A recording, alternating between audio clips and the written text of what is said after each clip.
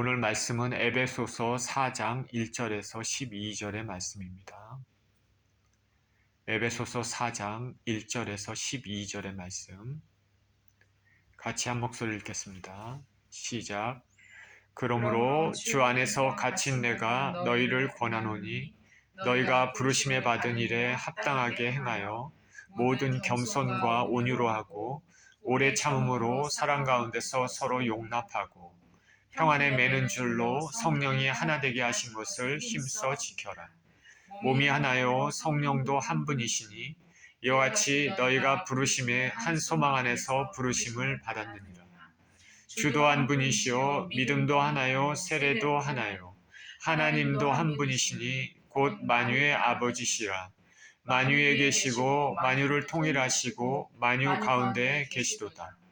우리 각 사람에게 그리스도의 선물의 분량대로 은혜를 주셨나니 그러므로 이르기를 그가 위로 올라가실 때에 사로잡혔던 자들을 사로잡으시고 사람들에게 선물을 주셨다 하였도다.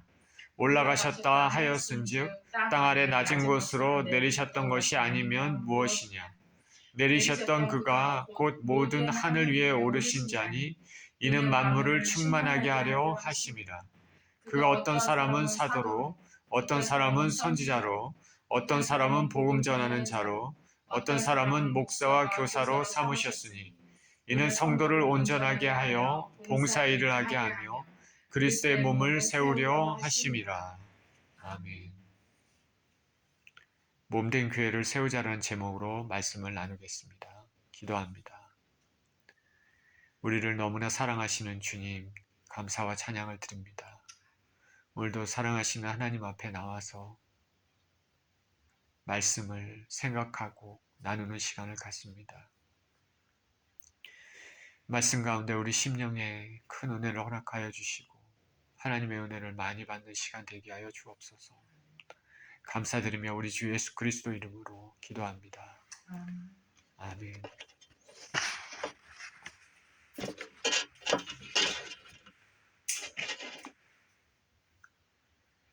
성탄절이 다가오고 있습니다. 대강절 기간인데 예수님 오심을 잘 준비하시면서 그렇게 보내시는 12월 달이 되시기를 축원드립니다. 그리고 하나님의 은혜를 많이 받으시는 저와 여러분 되시기를 축원드립니다. 제가 아틀란타에 이사 온 이후에 플로리다의 어떤 교회로부터 말씀을 전해달라고 예배를 인도한 적이 있습니다. 해변가에 있는 교회인데 여선교회 주최로 예배가 있었습니다. 제가 살고 있던 집에서는 차로 5시간, 6시간 걸리는 거리였습니다. 처음 가보는 곳이라 미리 여유있게 가기 위해서 일찍 출발해서 예배에 2-3시간 전에 미리 도착을 했습니다. 그런데 2시간 전인데도 교인들이 나와서 분주하게 예배 준비를 하고 있었습니다. 예배 준비라고 하기에는 그 음식 같은 거 이런 것들이겠죠. 그런 걸 준비하고 또 여러 가지로 예배를 위해 다른 것들을 또 하고 있었습니다. 미리 식사를 하면서 교회 형편에 대해서 말을 들었습니다. 담임 목사가 현재 부재 중이지만 교인들이 자발적으로 아침 기도와 주중 예배, 주일 예배를 꾸준히 드린다고 합니다. 그리고 주중 예배와 주일 예배 참석 인원이 거의 같다고 합니다. 좋은 말만 들었겠죠.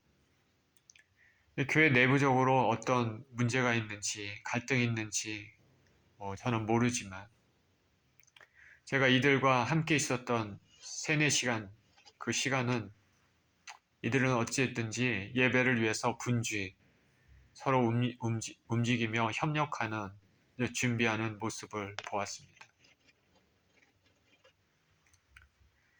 자, 오늘 본문의 말씀은 로마 감옥에 갇힌 바울이 에베소에 있는 교인들에게 쓴 편지입니다.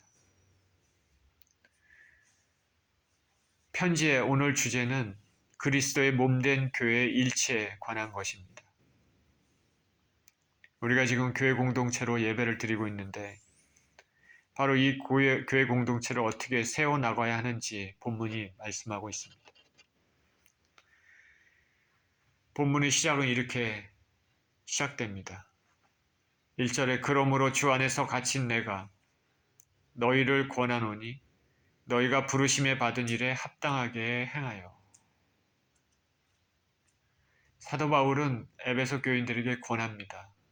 너희가 부르심에 받은 일에 합당하게 행하라. 저와 여러분이 예수님의 은혜로 부르심을 받았습니까? 그것을 믿습니까? 그렇다면 우리를 주님께서 부르셨을 때 우리에게 원하시는 것이 있지 않습니까? 그것을 원하는 대로 합당하게 행해야 될 것입니다. 예를 들어서 방이 지저분합니다. 부모님이 자녀에게 야 일로 오라. 밤 좀 이렇게 좀 청소 좀 해줘라. 그렇게 불렀는데 얘는 오더니 전혀 부모하고는 상관없이 뭘 사달라고 그러고 게임기를 사달라고 하든가 아니면 오지 않든가 아니면 방을 더 지저분하게 너저분하게 한다든가 그러면은 그 부른 것에 대해 전혀 맞지가 않는 것이죠. 우리 주님께서 저와 여러분을 부르셨다면 그 뜻이 있을 것입니다. 그것에 합당하게 행해야 됩니다. 그래서 사도 바울이 성도들이여 부르심에 받은 일에 합당하게 행하십시오 말합니다. 범사의 죄로 얼룩진 인생을 부르셔서 죽음에서 생명으로 살 길을 열어주신 하나님, 그리고 우리를 자녀라고 부르시는 그분의 뜻에 맞게 살아야 됩니다. 이 세상을 아무렇게나 살 수는 없는 것입니다. 자녀로서의 본분에 따라 살아야 됩니다.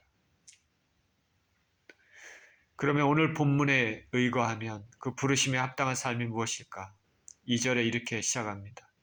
모든 겸손과 온유로 하고 오래 참음으로 사랑 가운데서 서로 용납하고 평안에 매는 줄로 성령이 하나 되게 하신 것을 힘써 지켜라. 자, 부르셨는데 교회 공동체를 부르셨는데 부르심에 합당한 삶으로 먼저 서로 겸손하게 그리고 서로를 대할 때 온유하게 대하라 말합니다. 겸손하게, 온유하게. 예수님 당시 그리고 사도 바울이 사역했던 당시 그 1세기에는 겸손이라는 말을 딱 들으면 별로 환영받지 못하는 단어입니다. 좋은 의미가 아닙니다. 겸손이라는 것은 자신이 약하다는 뜻이고 자신의 지위가 낮다라는 뜻이고 별로 볼 것이 없다는 그런 의미를 가지고 있습니다. 노예들이 가지고 있었던 그런 모습입니다. 그 당시에는 자신을 드러내고 자신을 자랑하고 뽐내고 내가 이룬 업적을 선전하고 그것이 영광스러운 것으로 여겨지고 강한 자로 여겨졌습니다. 그런데 우리 주 예수님께서는 이 가치관을 완전히 바꾸셨습니다. 하나님이심에서도 스스로 인간의 몸으로 낮추시고 낮은 모습으로 섬기시고 부르심을 받은 자들을 생명으로 인도하시기 위해 스스로 부끄러움의 상징인 십자가의 몸을 들이셨습니다. 십자가는 로마인들에게는 수치입니다. 유대인들에게는 저주입니다. 그런데 우리 주님께서는 저와 여러분들을 위하여서 이 모든 것들을 지시고 감당하셨습니다.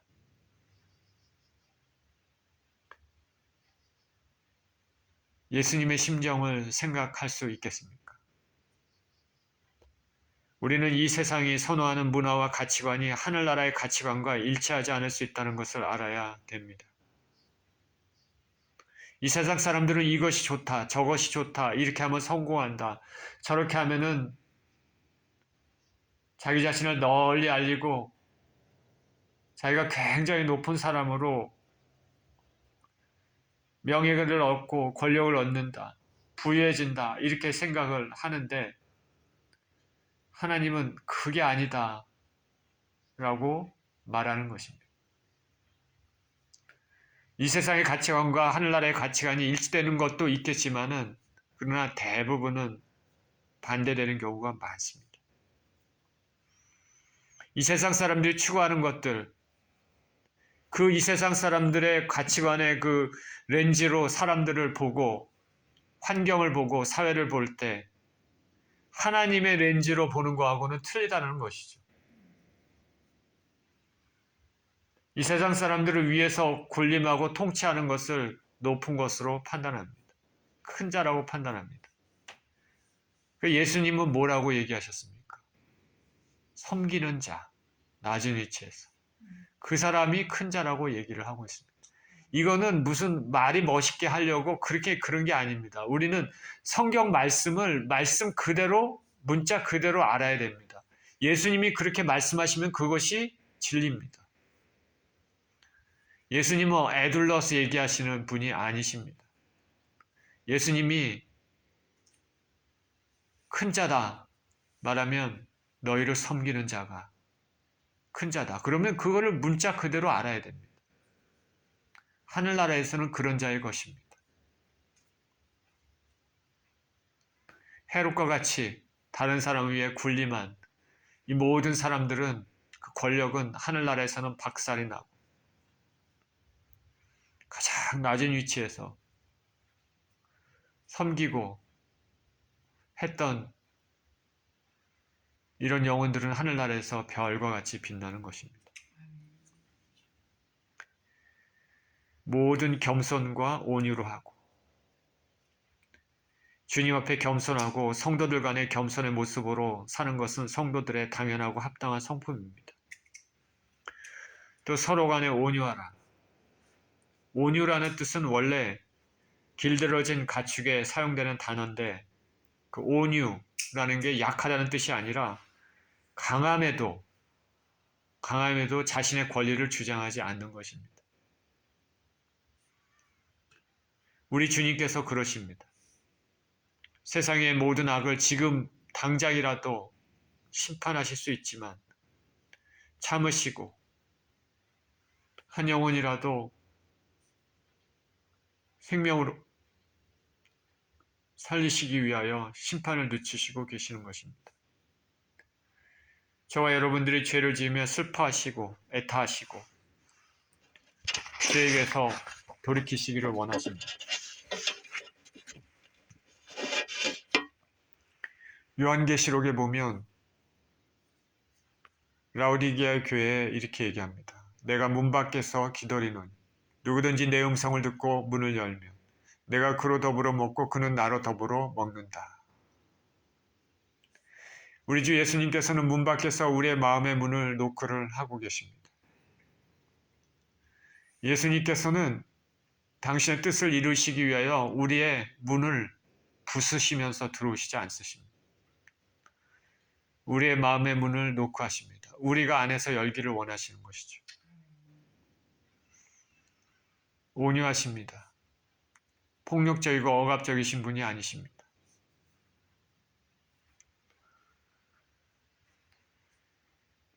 집에서 사회생활에서도 교인들 간에도 우리는 상대방을 함부로 위압적으로 대하게 되면 그 관계는 온전한 관계가 되기 어렵습니다. 우리가 성도로서 부름을 받았다면 당연히 서로 겸손하고 온유해야 됩니다. 자, 겸손하고 온유한 성품을 가지신 저와 여러분 되시기를 축원드립니다. 또한 말씀하기를 오래 참음으로 사랑 가운데서 서로 용납하라 말합니다. 오래 참음으로 사랑 가운데서 서로 용납하라. 오래 참는 것과 사랑은 성령의 열매입니다. 사람이 얼마나 성숙한가, 그거는 그 사람이 얼마나 인내하고 용납하는지에 달려 있습니다. 우리가 교회로 모이고 예배 공동체로서 하나님 예배하게 되고 교회가 유지되는 데는 누군가의 희생과 헌신이 있기 때문입니다. 가정이 유지되고 있는 것도 누군가의 희생과 헌신이 있기 때문입니다. 힘들고 어려운 일이 있어도 인내하며 주님을 바라보는 지체들이 있기 때문에 교회가 세움을 입고 유지가 되는 것입니다. 성경은 성도들의 인내, 오래 참음에 대해서 여기저기서 말씀하고 있습니다. perseverance, 영어로는 그렇게 얘기하죠. perseverance, 오래 참음. 성경에 굉장히 중요한 주제입니다.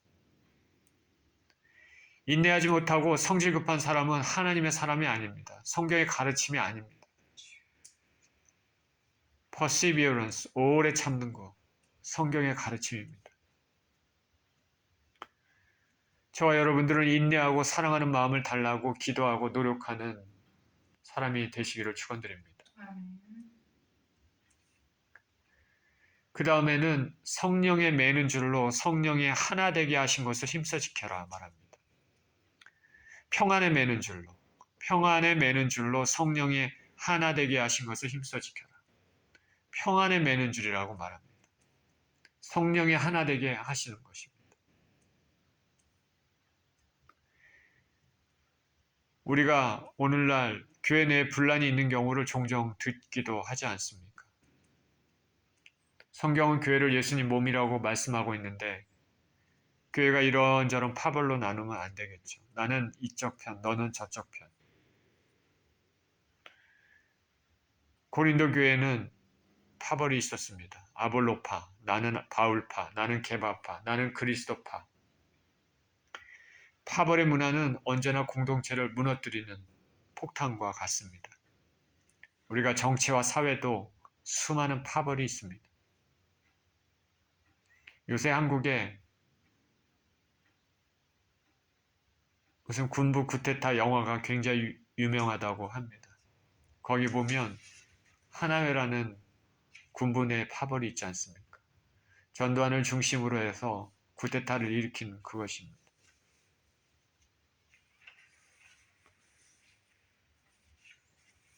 사회에서도 국가 차원에서도 파벌은 큰 문제입니다. 교회 내에서 파벌은 더 말할 것이 없습니다. 한 머리신 예수님 이름으로 교회는 모인 것입니다. 굳이 파벌이라고 한다면 예수님 파가 되는 것입니다. 교회는 예수 그리스도 머리 대신 예수님을 중심으로 하나가 되어야 됩니다.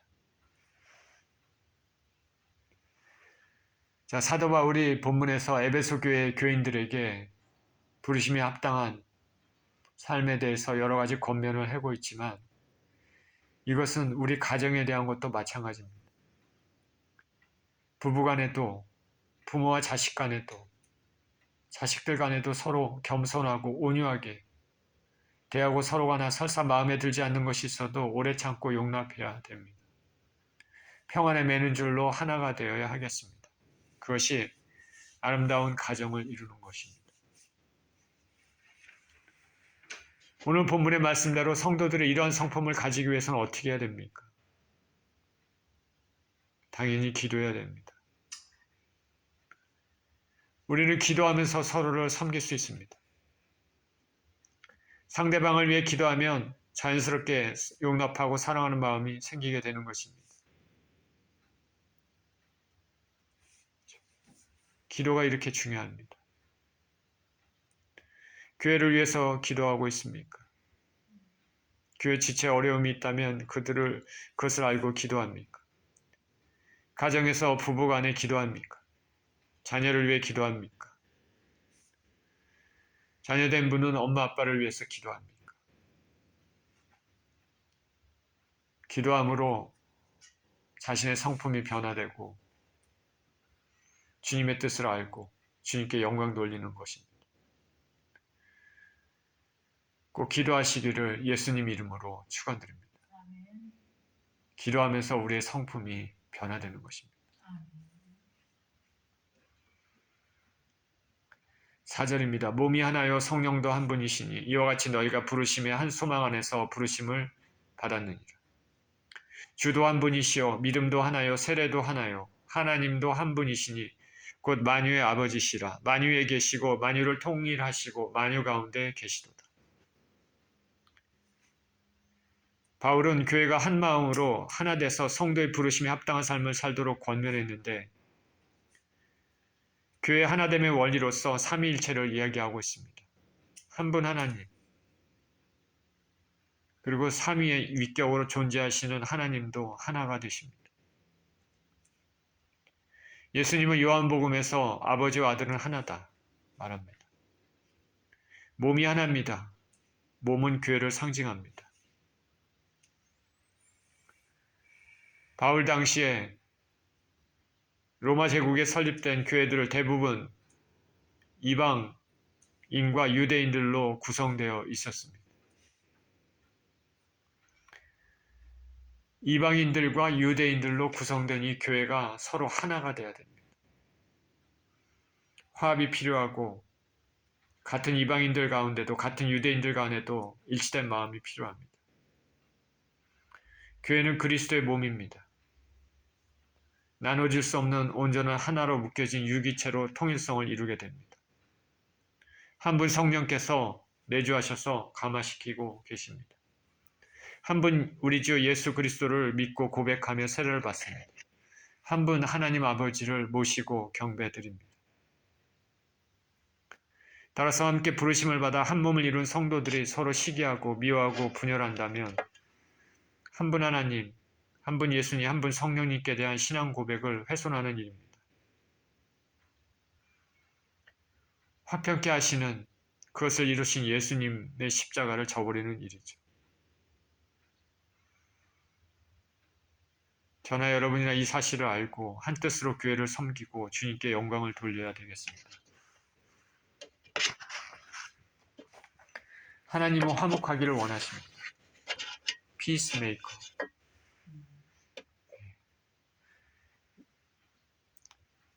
죄로 인해 하나님과 원수됐던 우리를 당신의 아들의 피로 말미암아 화평케 하셨습니다.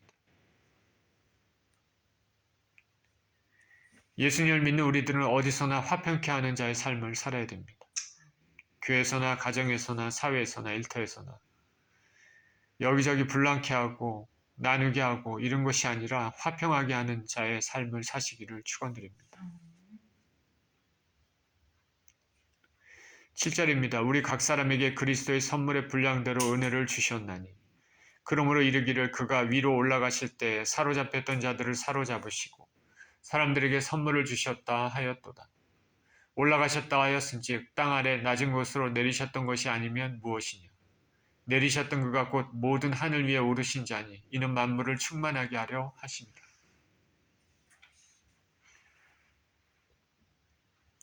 이제 교회를 섬기기 위해서 필요한 은사를 말씀합니다. 예수님께서 교회 구성원인 성도들에게 각각 분량대로 은혜를 주셨다 말합니다. 그러므로 이르기를 그가 위로 올라가실 때 사로잡혔던 자들을 사로잡으시고 사람들에게 선물을 주셨도다. 이것은 시편 68편 18절을 인용한 것입니다. 이 시편은 전쟁을 승리로 이끄시는 하나님의 영광을 찬양하는 시인데 바울은 여기서 이 시편을 예수님께 적용해서 예수 그리스도께서 이 땅에서 십자가에서 사역을 마치시고 승리하셔서 영광 가운데 부활하시고 하늘로 올라가신 것을 묘사하고 있습니다. 사로잡혔던 자들을 사로잡으시고 이건 십자가에 승리하시고 사단의 모든 권세, 세력을 무력화시켰다는 것을 말하고 있습니다. 그리고 예수님께서는 이 십자가의 승리로 각 성도들에게 은혜를 주셨습니다. 저와 여러분에게 은혜를 주신 것입니다. 예수께서 승리하심으로 성도들에게 주시는 은혜입니다. 본문에 의하면 이 은혜는 구체적으로 얘기하면 은사입니다. 은사. 이 땅에 오셨던 예수님은 영광 가운데 하늘로 올라가시고 아버지 하나님 우편에 앉아 계셔서 성도들에게 은혜를 주시고 만물을 충만케 하십니다. 예수님은 온 우주에 임재해 계실 뿐 아니라 만물을 그의 주권 아래 두고 계십니다. 이 예수님은 저와 여러분들의 생명을 주관하고 계십니다. 11절입니다. 그가 어떤 사람은 사도로, 어떤 사람은 선지자로, 어떤 사람은 복음 전하는 자로, 어떤 사람은 목사와 교사로 삼으셨으니 이는 성도를 온전하게 하여 봉사일을 하게 하며 그리스도의 몸을 세우려 하심이라. 여기 보십시오. 하나님께서 우리 주 예수 그리스도께서 승리하셔서 올라가시면서 승리를 선포하시고 사단의 모든 권세를 무력화시키고 주 예수 이름을 부르는 모든 성도들, 교회로 모인 한 사람 한 사람에게 은사를 주셨다 말하고 있습니다. 어떤 사람은 사도로 불렀습니다. 어떤 사람은 선지자로 불렀습니다. 어떤 사람은 복음 전하는 자로 부르고 어떤 사람은 목사와 교사로 불렀습니다. 그 외 다른 것들도 많이 있죠. 당신의 일에 각 사람들을 부르셨습니다. 당신의 일이라는 것은 몸된 교회 예수 그리스도의 교회를 세우는 일입니다. 어떤 사람은 사도로 불렀다. 사도라는 것은 부르심을 입은 사람이라는 뜻입니다. 우리가 예수님의 12사도를 특히 사도라고 하지 않습니까? 예수님께서 부르셨기 때문에 예수님의 사도입니다. 그냥 우리가 사도 얘기하면은 특별히 예수님의 12제자를 얘기를 하는 거죠. 플러스 바울과 같은 사람입니다. 바울도 예수님이 직접 부르셨기 때문에 그렇습니다. 이 사도들은 교회를 설립하고 하나님 말씀을 받아 선포하고 기록하고 말씀을 기적과 이적을 통해 진정함을 확증하는 일들을 했습니다.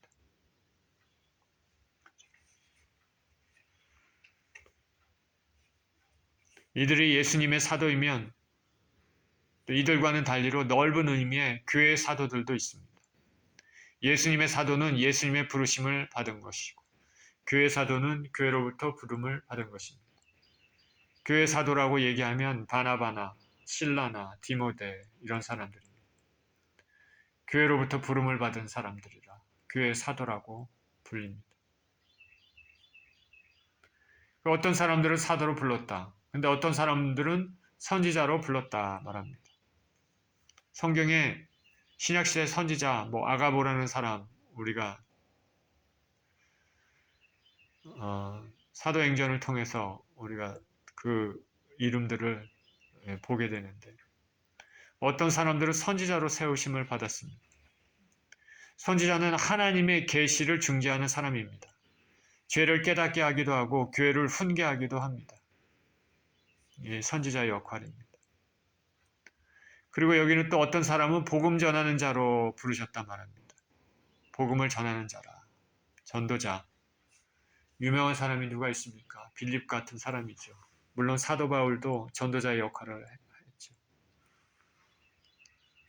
또 어떤 사람은 목사와 교사로 부르심을 받았습니다. 목사와 교사. 헬라어 본문에 보면 목사와 교사가 관사 하나로 묶여 있습니다. 그러니까 동일한 인물이 두 가지 역할을 동시에 수행하는 것이죠. 목양도 하고 가르치기도 하는 것. 오늘날 목사의 역할을 얘기를 한다고 할 수 있겠습니다. 앞서 세 직분, 사도와 선지자, 복음 전하는 자는 교회 전체를 대상으로 사역을 했지만 목사와 교사는 지역교회에 국한해서 사역을 했습니다. 말씀드렸다시피 교회를 섬기기 위해 성도들에게 주신 은사, 직분을 5가지 예를 말하고 있지만 이것이 모든 직분을 포함하고 있지는 않습니다. 그냥 5가지만 예를 얘기한 것이죠. 이외에도 직분이 은사가 많이 있습니다. 은사가 많이 있죠. 은사가 무엇입니까? 영어로는 기프트, 탤런트. 탤런트가 무엇입니까? 내가 받은 은사가 무엇입니까? 많은 사람들은 자신의 은사가 무엇인지 어느 정도는 알 줄로 믿습니다. 그런데 나는 잘 모르겠다. 만약에 한다면, 알고 싶다면 어떻게 해야 될까? 교회에 이것저것 섬기면 알 수가 있습니다. 남들보다 잘하는 분야가 한 가지 이상은 분명히 있습니다. 그리고 그 일을 하면 재미가 있습니다. 즐겁습니다. 그리고 술술 잘 풀립니다. 그것이 하나님께서 그 사람에게 주신 은사입니다. 어떤 사람들은 말씀을 잘 가르칩니다. 그리고 어떤 사람들은 남을 잘 위로합니다. 그리고 어떤 사람은 음식을 잘합니다. 그리고 어떤 사람은 잘 가지고 있는 재물을 가지고 구제를 잘합니다. 또 어떤 사람은 청소를 잘합니다. 어떤 사람은 기도하면서 남을 잘 돕는 중보의 은사를 가진 사람도 있습니다. 어떤 사람은 음악을 잘하고 어떤 사람은 행정을 잘합니다. 특별히 자신이 그 일을 하면서 기쁘고 잘하는 분야가 분명히 한 가지 이상은 있습니다. 그것이 은사입니다. 자, 저와 여러분의 은사가 뭡니까? 내 자신의 은사가 뭘까 생각해 보시기 바랍니다. 그리고 그것을 가지고 하나님께 영광 돌리는 것입니다.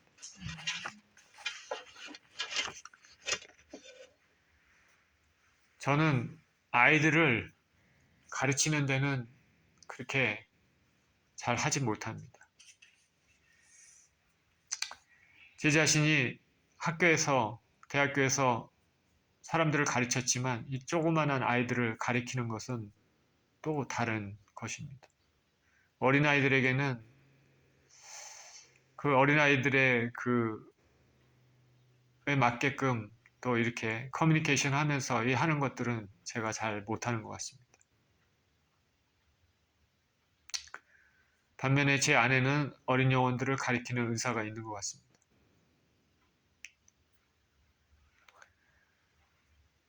저희가 캘리포니아에 살 때 출소가 된 교회에 아내가 한글학교 선생을 하고 있었는데 매주 토요일마다 맡은 반에서 7명, 8명 정도를 가르쳤던 것으로 생각합니다. 한 번은 토플 시험이 있어서 그 시험이 토요일이라 그날은 대타로 제가 한글학교 선생을 하게 됐습니다. 한 번도 한글을 가르친 적이 없는데 더군다나 아이들은 중구난방, 장난꾸러기 아이들이어서 통제하기가 쉽지 않았습니다. 첫째 시간 그럭저럭 어떻게 진땀 빼면서 지나갔는데 시간이 지나면서 아이들이 여기저기 장난치고 소리 지르고 집중이 안 돼서 통제불능 상태 됐습니다. 그렇게 힘들게 낑낑매면서 있었다가 오후가 돼서 아내가 시험을 보고 또 교실에 딱 들어오니까 순식간에 모든 것이 정리가 됐습니다. 난장판의 수업 분위기가 아이들이 왔다고, 선생님 왔다고 좋아하면서 정리가 되는 것을 보고 아이들 가리키는 사람은 따로 있구나 생각이 들었습니다. 저에게는 아이들을 가리키는 것은 그렇게 쉬운 것이 아닙니다. 반면에 제 아내는 오랜 기간 또 교회에서 또 아이들을 가리켰기 때문에 아이들의 눈높이에 가리키는 법을 아는 것 같습니다. 아이들의 마음을 또 잘 아는 것 같습니다. 제 아내는 정리하는 것을 싫어합니다. 저는 근데 깔끔하게 정리하는 것을 좋아합니다. 서로 좋아하는 것과 싫어하는 것, 잘하는 것과 그렇지 못한 것이 있습니다. 하나님께서 주시는 모든 직분, 은혜, 부르심은 성도를 온전하게 해서 봉사일을 하고 그리스도의 몸인 교회를 세우기 위한 것입니다. 교회가 건강하게 세워지기 위해서는 서로 봉사해야 할 분야들이 분명히 있습니다. 그리고 각자 가지고 있는 달란트를 분명히 있습니다. 이것을 가지고 교회를 섬기는 것입니다. 그러면 교회가 아름다운 모습으로 이루어지는 것입니다. 세워져 갈 수 있는 것입니다. 이것이 본문에서 바울이 말하는 부르심에 합당한 삶의 또 한 가지가 되는 것입니다. 주신 은사를 통해서 봉사일을 해서 그리스도의 몸을 세우는 것, 그것입니다.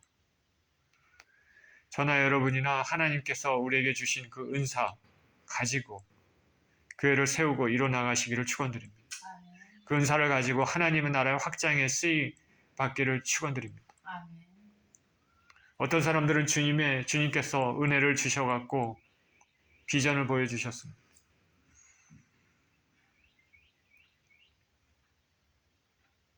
이 한국에 있으면서 전도사로 사역하면서 미국에 있는 자기 언니와 그리고 또 교회 세 사람이 서로 온 세상을 바라보면서 삼각형으로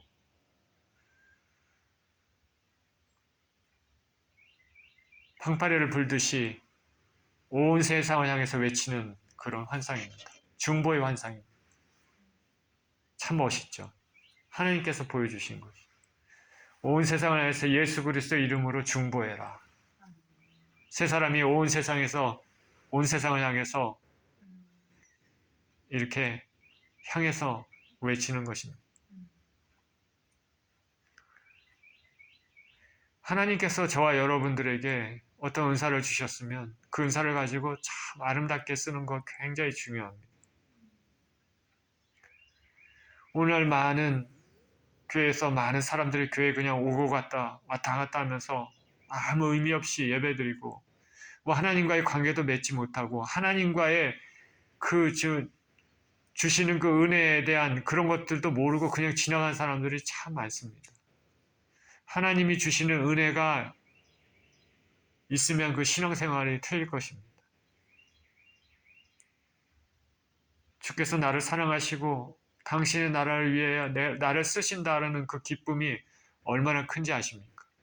그리고 주일 예배를 드리면서 하나님께 영광과 경배를 드리는 그 기쁨이 얼마나 큰지 아십니까? 사람들이 이것을 모르고 그냥 왔다 갔다 하면서 사는 사람들이 많이 있다는 것이 참 안타깝습니다. 우리 모두는 우리를 거룩하게 부르신 부르심에 합당히 행하도록 노력해야 되겠습니다. 겸손과 온유, 오래 참음과 사랑으로 하나 되고 가진 은사로 교회를 섬기고 그래서 그리스도의 몸을 아름답고 튼튼하게 세우는 것입니다. 이러한 삶을 사시는 저와 여러분 모두 되시기를 예수 그리스도 이름으로 축원드립니다. 기도합니다. 하나님 아버지 감사와 찬양을 드립니다. 죄인들을 우리를 살리시기 위하여서 십자가에서 몸소 죽으시고 또 부활해서 승리하셔서 하늘을 오르시고 사단의 모든 권세를 무력화시키시고 당신의 이름을 붉고 믿는 사람들에게 또 은사를 주셔서 주님의 몸된 교회를 섬기라고 말씀하신 주님께 감사와 찬양을 드립니다. 하나님 아버지, 주께서 우리에게 주신 은사가 무엇인지 잘 생각해보고 우리가 잘하는 것을 가지고 주께서 주신 은사를 가지고 주의 몸된 교회를 세우고 하나님 나라의 확장에 귀하게 쓰임받는 우리 모두 될 수 있도록 축복하여 주옵소서. 감사드리며 우리 주 예수 그리스도 이름으로 기도합니다. 아멘.